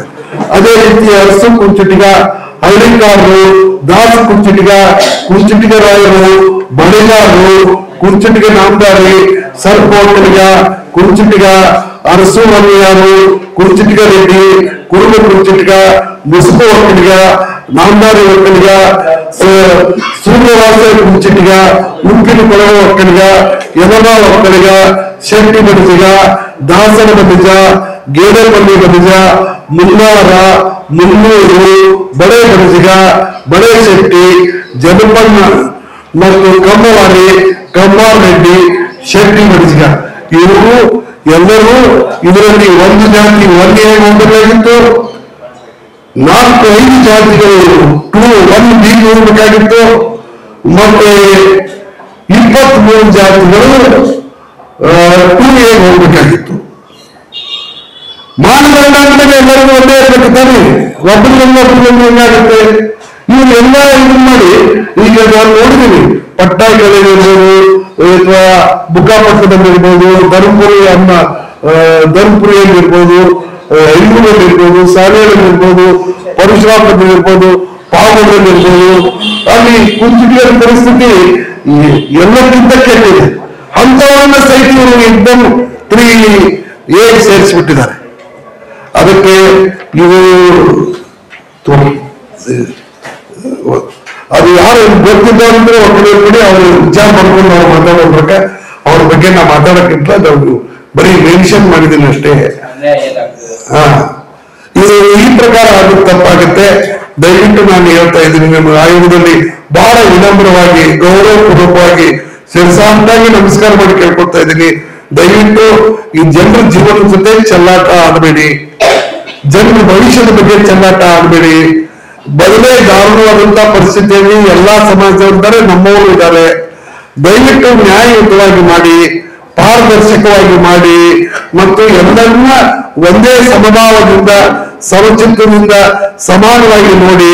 ಯಾರು ಹಿಂದೆ ಹೊಂದಿದಾರೋ ಅವ್ರು ಹಿಂದೆ ಹೋದಾರೆ ಅಂತ ಹೇಳಿ, ಯಾರು ಮುಂದೆ ಹೊಂದಿದಾರೋ ಅವ್ರು ಮುಂದುವರೆದಾರೆ ಅಂತ ಹೇಳಿ ನಮ್ದೇನೂ ಅಬ್ಜೆಕ್ಷನ್ ಇಲ್ಲ. ನಾವು ಲಿಂಗಾಯತರಲ್ಲಿ ಮುಂದುವರೆದವರಿಗೆ ಕೊಡಿ ಅಂತ ಎಂದೂ ಬಾಯಿ ಬಿಟ್ಟು ಕೇಳೋದಿಲ್ಲ. ನಾವು ಕೇಳ್ತಾ ಇರ್ತಕ್ಕಂಥದ್ದು ಲಿಂಗಾಯತ ಜಾಗರು, ಲಿಂಗಾಯತ ಆಟಗಾರರು, ಲಿಂಗಾಯತ ಗಾಡಿಗಳು, ಲಿಂಗಾಯತ ಎಳೆಯರು, ಲಿಂಗಾಯತ ನಾವಲಿಗರು, ಲಿಂಗಾಯತ ಅಗಸರು, ಲಿಂಗಾಯತ ಕುಂಬಾರು, ಲಿಂಗಾಯತ ಅಂಬಿಗರು, ಇವ್ರಿಗೆ ದಯವಿಟ್ಟು ನ್ಯಾಯ ದೊರಕಿಸಿಕೊಡಿ ಅಂತ ನಾವು ಈ ಸಮೀಕ್ಷೆ ಎಲ್ಲಾದ್ರೂ ನ್ಯಾಯ ದೊರಕಿಸಿಕೊಡಿ ಅಂತ ನಾವು ಆಯೋಗಕ್ಕೆ ಮನವಿ ಮಾಡ್ಕೊಳ್ತಾ ಇದ್ದೀವಿ. ಇದಕ್ಕಿಂತ ಹೆಚ್ಚಿಗೆ ಏನು ಹೇಳ್ತಕ್ಕಂಥದ್ದಿಲ್ಲ. ಎಲ್ಲವನ್ನೂ ನಾನು ಅದರಲ್ಲಿ ಬರೆದಿದ್ದೀನಿ. ತಾವೆಲ್ಲರೂ ತಿಳಿದವರಿದ್ದೀರಿ, ತಾವು ಓದಿ ಅದನ್ನ ಯಾವ ರೀತಿ ಮಾಡ್ಕೋಬೇಕೋ ಆ ರೀತಿ ಇದನ್ನ ಮಾಡ್ಕೊಳ್ಳಿ ಅಂತ ತಮ್ಮಲ್ಲಿ ಮನವಿ ಮಾಡ್ಕೊಳ್ತಾ ಇದ್ದೀನಿ. ನಿಮ್ಗೆ ಏನಾದ್ರು ಕೇಳೋದಿದ್ರೆ ಹೇಳಿ. ಕಾಂತರಾಜ್ ವರದಿಯನ್ನ ಸರ್ಕಾರದವರಿಗೆ ಅರ್ಥ ಆಗಿದೆ. ಸೆಕ್ಷನ್ 11 ಬಹಳ ಸ್ಪಷ್ಟವಾಗಿ ಹೇಳಿದೆ. ಕರ್ನಾಟಕ ಸರ್ಕಾರದ ಹಿಂದುಳಿದ ವರ್ಗಗಳ ಆಯೋಗದ ಕಾನೂನು 1995 ಕಲಂ 11ರಲ್ಲಿ ಸ್ಪಷ್ಟವಾಗಿ ಬರೆದಿದ್ದಾರೆ. ಪ್ರತಿ 10 ವರ್ಷಕ್ಕೊಮ್ಮೆ ಸಾಮಾಜಿಕ ಶೈಕ್ಷಣಿಕ ಸಮೀಕ್ಷೆ ಮಾಡಬೇಕು. ಆ ಸಮೀಕ್ಷೆಯಲ್ಲಿ ಯಾರು ಮುಂದುವರೆದಿದ್ದಾರೋ ಅವರನ್ನು ತೆಗಿಬೇಕು. ಆ ಸಮೀಕ್ಷೆಯಲ್ಲಿ ಯಾರು ಹಿಂದಿದ್ದಾರೋ ಸೇರಿಸಬೇಕು. ದುರ್ದೈವ ಏನೆಂದರೆ ಕರ್ನಾಟಕದಲ್ಲಿ ಕಳೆದ 50 ವರ್ಷಗಳಿಂದ ರಿಸರ್ವೇಶನ್ ಅನುಭವಿಸ್ತಾ ಇರ್ತಕ್ಕಂಥವ್ರು, ಬ್ಯಾಕ್ವರ್ಡ್ ಪಟ್ಟಿಯಲ್ಲಿ ಇರ್ತಕ್ಕಂಥವ್ರು ಅದೇ ಪಟ್ಟಿಯಲ್ಲಿದ್ದವರು ಅದೇ ಪಟ್ಟಿಯಲ್ಲಿದ್ದಾರೆ. 50 ವರ್ಷದಲ್ಲಿ ಒಂದೇ ಒಂದು ಜಾತಿಯವರು ಮುಂದುವರೆದಿದ್ದಾರೆ ಅಂತ ಆಯೋಗ ತೆಗೆದುಹಾಕಿ ಅಂತ ಶಿಫಾರಸು ಮಾಡಿಲ್ಲ. ಅದೇ ಪ್ರಕಾರ ಒಂದೇ ಒಂದು ಜಾತಿಯವರು ಹಿಂದುಳಿದವರಿಂದ ಕಂಡು ಬರ್ತಾರೆ, ಅವರನ್ನು ಸೇರಿಸಿ ಅಂತ ಆಯೋಗ ಶಿಫಾರಸು ಮಾಡಿಲ್ಲ. ಇದರಿಂದ ಹೊಸ ಸಮೀಕ್ಷೆ ಮಾಡಿ ನೀವು ಇದ್ದದ್ದನ್ನ ಮೇಂಟೈನ್ ಮಾಡ್ಕೊಂಡು ಹೋದ್ರೆ ಶತಮಾನಗಳ ಕಾಲ, ಈಗ ಅರ್ಧ ಶತಮಾನ ಮೇಂಟೈನ್ ಮಾಡ್ಕೊಂಡು ಬಂದ್ರಿ, ನೀವು ಸಮೀಕ್ಷೆ ಮಾಡುವ ಅವಶ್ಯಕತೆ ಏನಿದೆ? ಈಗ ನಿಮ್ಮ ಕಮ್ಯುನಿಟಿ ವಿಚಾರವಾಗಿ ಮಾತಾಡಿ ಕಾಂತರಾಜ್ ವರದಿಯನ್ನ ಹೌದು ಸರ್ಕಾರ ಚೇಂಜ್ ಮಾಡ್ಬೇಕು, ಸರಿ, ಆ ಕೊಟ್ಟ ರಿಪೋರ್ಟ್ ಅನ್ನ ನೀವು ಒಪ್ತೀರಾ? ನಾವು ಒಪ್ಪಲ್ಲ. ಅದು ಸರ್ಕಾರನೇ ಕಲ್ಪಿಸ್ಬಿಟ್ಟಿದೆ ಈಗ. ಸರ್ ಹೌದು, ಬಟ್ ನಾನು ಕಮ್ಯುನಿಟಿಯ ಲೀಡರ್ ಆಗಿ ನಿಮ್ಮನ್ನು ಕೇಳ್ತಾ ಇರೋದು, ಆ ರಿಪೋರ್ಟ್ ನಿಮಗೆ ಸಮಂಜಸ ಅನಿಸ್ತಿದೆಯಾ? ಏನಿಲ್ಲ, ನಮ್ಮ ಕಮ್ಯುನಿಟಿಗೆ ಅವ್ರ ವರದಿಯಿಂದ ಅನ್ಯಾಯ ಆಗಿದೆ, ಸ್ಪಷ್ಟವಾಗಿ ಹೇಳ್ತೀವಿ. ನಮ್ಮಲ್ಲಿ ಇರ್ತಕ್ಕಂಥ 52 ಜಾತಿಗಳಿಗೆ ವಂಚನೆ ಆಗಿದೆ. ಅವರ ಪ್ರಕಾರನ, ಅವರ ಮಾನದಂಡದ ಪ್ರಕಾರನ ಸ್ಪಷ್ಟವಾಗಿ ಉತ್ತರ ಕೊಡ್ತಾ ಇದ್ವಿ. ಸರ್, ಈಗ ಹೊಸ ಸಮೀಕರಣ ಹೆಂಗಾಗಿ ಮಾಡ್ತಾ ಇರೋಲ್ಲ, ಆ ವಿಚಾರದಲ್ಲಿ ತಾವೇನ್ ಹೇಳ್ತೀರಿ? ಈಗ ವೀರಶೈವ ಮಹಾಸಭದ್ದು ಲಿಂಗಾಯತದ್ದು ಜಟಾಪಟಿ ಎಲ್ಲ ನಡೀತಾ ಇದೆ, ನಾವು ಬೇರೆ ಅದರಲ್ಲಿ ನೋಡಿ. ಈಗ ನಮ್ಮ ಮಹಾಸಭೆಯಲ್ಲಿ ನಾನು ರಾಜ್ಯಾಧ್ಯಕ್ಷ, ರಾಷ್ಟ್ರೀಯ ಸಮಿತಿ ಅಂತ ಒಂದಿದೆ. ಅದು ಕರ್ನಾಟಕ ಅಷ್ಟೇ ಅಲ್ಲದೆ ದೇಶದ 7 ರಾಜ್ಯಗಳಲ್ಲಿ ನಮ್ಮ ಸಮಿತಿ ಇದಾವೆ. ನೀತಿ ನಿರೂಪಣೆ ಏನಿದೆ ರಾಷ್ಟ್ರೀಯ ಸಮಿತಿಯ ಜವಾಬ್ದಾರಿ. ಅವ್ರು ಏನು ನೀತಿ ನಿರೂಪಣೆ ಮಾಡ್ತಾರೆ ಅದರ ಪ್ರಕಾರ ನಾವು ನೋಡ್ಕೊಂಡು ಹೋಗ್ತೀವಿ. ನಮಗೇನಾಗಿದೆ ಅಂದ್ರೆ, ನಮ್ಮ ಸಮಾಜದಲ್ಲಿ ಬಹು ದೊಡ್ಡ ಸಮಾಜ ಆಗಿರ್ತಕ್ಕಂಥ ಗಾಣಿಗರು, ಆಟಗಾರರು ಅಂದ್ರೆ ಲಿಂಗಾಯತರು, ಜಾಗರು ಅಂದ್ರೆ ನೇಕಾರರು ಇವತ್ತು ಯಾವ ಮಟ್ಟಕ್ಕೆ ಬಂದಿದ್ದಾರೆ ಅಂದ್ರೆ, ಅವ್ರಿಗೆ ಸರ್ಟಿಫಿಕೇಟ್ ತಗೋಬೇಕಾದ್ರೆ MLA ರಿಫರೆನ್ಸ್ ಮಾಡಿಸ್ಬೇಕು, ಸರ್ಟಿಫಿಕೇಟ್ ತಗೋಬೇಕಾದ್ರೆ ಏನೋ ಕೈ ಬೆಚ್ಚಗೆ ಮಾಡ್ಬೇಕು ಯಾರ್ಯಾರಿಗೂ. ಅಂತ ಪರಿಸ್ಥಿತಿಗೆ ಬಂದ್ಬಿಟ್ಟು ಅವರು ಹೋಗಿ ಇವತ್ತೇನ್ ಮಾಡಿದಾರೆ ಅಂದ್ರೆ ನಮ್ಗೆ ಲಿಂಗಾಯತನೂ ಬೇಡ, ವೀರಶೈವನೂ ಬೇಡ, ನಾವು ಹಿಂದೂ ಜಾಡರು, ಹಿಂದೂ ಅಟಗಾರಂತ ಪರಿಸ್ಥಿತಿಗೆ ಬಂದಿದ್ದಾರೆ. ಅಂದ್ರೆ ಅವ್ರ ಪರಿಸ್ಥಿತಿ ಎಂತ ಗಮನ ಮಾಡಿದೆ ನೋಡ್ರಿ. ನಾನು ಚಿಕ್ಕಂದಿಂದ ನೋಡ್ಕೊತಾ ಬಂದೀನಿ, ನಮ್ಮ ಊರಿನಲ್ಲಿ 80% ಜಾಡ್ರ. ಅವರಷ್ಟು ಲಿಂಗಾಯತ ಧರ್ಮನಿಷ್ಠ ಸಮಾಜ ಬೇರೆ ಯಾವುದೂ ಇಲ್ಲ. ಅದೇ ರೀತಿ ಗಾಡಿಗರು ಸಹಿತ. ಆದ್ರೆ ಇವತ್ತು ಅವರು ಸರ್ಕಾರದ 50 ವರ್ಷದ ಸರ್ಕಾರದ ನೀತಿ ನಿಯಮಗಳು ಅವರನ್ನ ಯಾವ ಪ್ರಪಾತಕ್ಕೆ ತಳ್ಳಿದಾವೆ ಅಂದ್ರೆ ಇವತ್ತವರು ಲಿಂಗಾಯತರು ಅಂತ ಹೇಳ್ಕೊಳ್ಳಿಕ್ಕೆ ನಾಚಿಕೆ ಪಡಬೇಕಂತ ಪರಿಸ್ಥಿತಿ ನಿರ್ಮಾಣ ಆಗಿದೆ. ದಯವಿಟ್ಟು ಹಾಗೆ ಮಾಡಬೇಡಿ. ನಿಮ್ಮದೇ ಮಾನದಂಡ, ನಮ್ಗೇನೂ ಅಬ್ಜೆಕ್ಷನ್ ಇಲ್ಲ. ನಿಮ್ಮದೇ ಸಮೀಕ್ಷೆ ದಯವಿಟ್ಟು ಇಂಪಾರ್ಷಿಯಲ್ ಆಗಿ ಮಾಡಿ. ಯಾರು ಹಿಂದೂ ಉಳಿದಿದಾರೋ ಅವ್ರಿಗೆ ಹಿಂದುಳಿದ ಪಟ್ಟ ಕೊಡಿ, ಯಾರು ಮುಂದೆ ಉಳಿದಾರೋ ಅವ್ರನ್ನ ಕಿತ್ತೊಗಿರಿ. ಯಾರು ಹೋಗ್ತಾರ್ರಿ? ಚೌರಿಕರು, ನಾರಕರು, ಅಂಬಿಗರು, ಹೂಗಾರರು, ಗಾದಿಗರು ಮತ್ತೆ ಪಂಚಮಸಾಲಿ ಕೃಷಿಕರು ಅವರು ನ್ಯಾಯಬದ್ಧವಾಗಿ 2A ಹೋಗ್ಬೇಕು. ನಿಮ್ಗೆಲ್ಲ ಗೊತ್ತಿದೆ, ಒಬ್ರು ಸ್ವಾಮಿಗಳು ಪಾಪ ಬರಗಾಲದಿಂದ ಕೂಡಲ ಸಂಘದಿಂದ ಇಲ್ಲಿ ತಗೊಂಡ್ಬಿಟ್ರು. ಇವತ್ತು ಕಾಂತರಾಜ್ ವರದಿಯಲ್ಲೇ ಹೇಳಿದಾರೆ ಅವ್ರು ಕೊಟ್ಟರು marks, they are eligible for 2A ಅಂತ. ಅಂತವ್ರಿಗೆ ಅವ್ರ ಪಾಪ 3-6 ಮಂದಿ ದಿವಸ 20 ಕಿಲೋಮೀಟರ್ ನಡ್ಕೊಂತ ಬಂದು ಭಿಕ್ಷೆಗಳು. ನಾ ಹೇಳೋದೇನಿದ್ರೆ ನ್ಯಾಯಬದ್ಧವಾಗಿ ಅವ್ರಿಗೆ ಏನ್ ಸಲ್ಲಬೇಕು ಗೌರವಯುತವಾಗಿ ಕೊಡಿ, ಭಿಕ್ಷೆ ಬೇಡಕ್ಕೆ ಹಚ್ಚಬೇಡಿ ಅಂತ ಅವರ ಸ್ವಾಭಿಮಾನಕ್ಕೆ ಧಕ್ಕೆ ತರಬೇಡಿ ಅಂತ ನಾವು ಆಯೋಗಕ್ಕೆ ಮನವಿ ಮಾಡ್ಕೊಡ್ತಾ ಇದ್ದೀವಿ. The intention of this press conference is to highlight the serious lapses and injustice done by the Kantaraj Commission, that is the Backward Class Commission headed by Sri Kantaraj, which conducted socio-economic survey, socio and educational survey in 2015. We have brought out in this representation the serious lapses that have been committed by the Kantaraj Commission report in respect of 52 castes of the Lingayat community. They have, the Lingayat community includes 99 castes.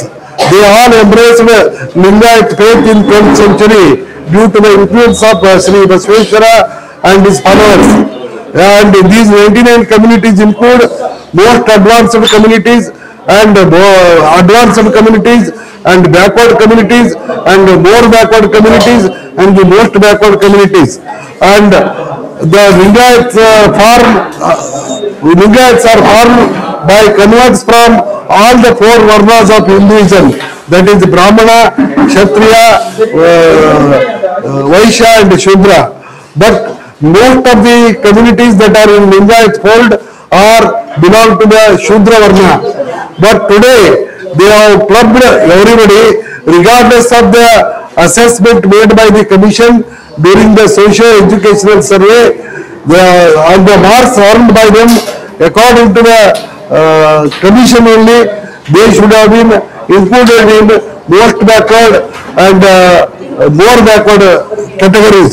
But they have been all clubbed with other Lingayats, and injustice has been done by downgrading them to 3B category.